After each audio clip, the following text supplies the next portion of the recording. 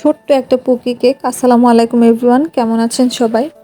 এই কেকটা ছোট হলেও এই কেকটা নিয়ে সেদিন এত ঝামেলায় পড়েছিলাম। কেকটা ডেলিভারি হয়েছিল 14ই এপ্রিল, বৈশাখের দিন। তো সকাল 11টায় কেকটা ডেলিভারি হওয়ার কথা ছিল। আমি 10:30টার দিকেই রাইডার ভাইয়াকে কল করে রেখেছিলাম যেন কেকটা টাইমলি ডেলিভারি দিতে পারে।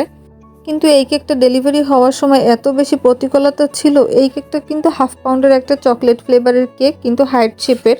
যেহেতু কেকটার উপরে রিবনের বো দেয়া ছিল, তাই কেকটা হাইট হলে ভালো হবে। এই জন্য আমি কেকটা হাইট করেছিলাম, আপুকে জানিয়েই করেছিলাম।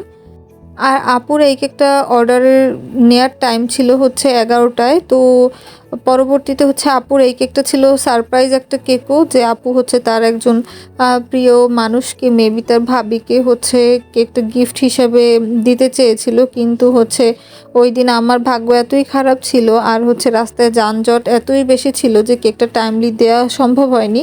এইখানে আমি প্রথমে কেকটা বড় বোর্ডে করে তারপরে ছোট বোর্ডে ট্রান্সফার করে নিয়েছিলাম। আর এই কেকটা গরম থাকার কারণে একটু নড়েও গিয়েছিল বোর্ড থেকে।